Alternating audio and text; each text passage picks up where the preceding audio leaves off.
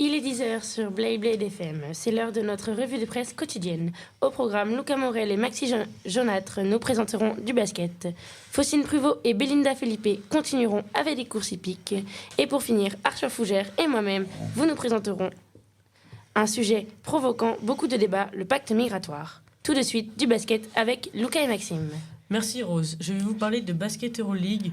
Pour le journal, l'équipe titre « Monaco va savoir ». Le quotidien rappelle qu'en battant le Bayern Munich, ce soir la Rocket Team assura le top 4 et l'avantage du terrain en quart de finale face à l'Olympiakos.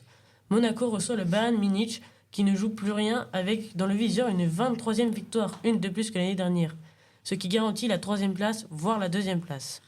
Arnaud Lecomte, le journaliste, rappelle aussi qu'une défaite contre le club allemand ne serait pas forcément rédhibitoire pour sauver la 4e place et serait amorti par un succès du Pana.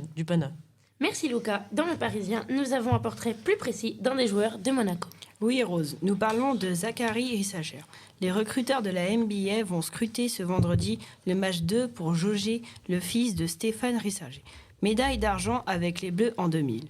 Auteur d'une très bonne saison, Zachary Rissacher est même placé par le Parisien comme un possible numéro 1 dans la draft. Une hypothèse que Fred Weiss, médaille d'argent au JO de Sydney, préfère écarter. Toujours dans le Parisien, il explique être numéro 1 serait trop dur à gérer, d'autant que cette draft 2024 est plus faible que la précédente. Ça sera vraiment pour lui un cadeau empoisonné. Merci Maxime pour toutes ces informations sur Zachary Rissacher. Zachary Rissacher, numéro 1 de la draft, les paris sont ouverts. Puisque l'on parle de paris, on parle des courses hippiques avec Belinda et Faustine. Merci Rose.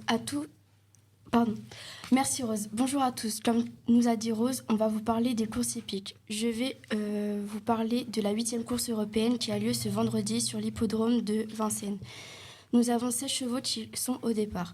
D'après le journal de Ouest France, le cheval numéro 14 sous le nom de Joref Dubois, 4 contre 1, séduisant lors de son essai en D4, est bien engagé en première base. Si vous voulez le gros lot, choisissez le numéro 6, Jason Ginio, 50 contre 1, de nouveau chaussé après une course de rentrée nécessaire à revoir. Gibier du fruité, numéro 12, qui est sa propriétaire? Pour le savoir, on écoute Belinda. Merci Rose, bonjour. Moi je vais vous parler du portrait de Marjolaine Bruno, la propriétaire de Gibier du fruitier qui lui a offert son premier quitté. À seulement 33 ans, elle vit sa passion à fond avec son père Jacques qui l'entraîne.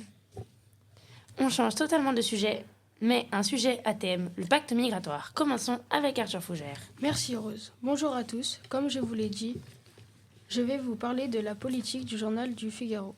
Le pacte sur la migratoire et l'asile. Le Parlement européen adopte au forfait la vaste réforme durcissant les contrôles aux frontières.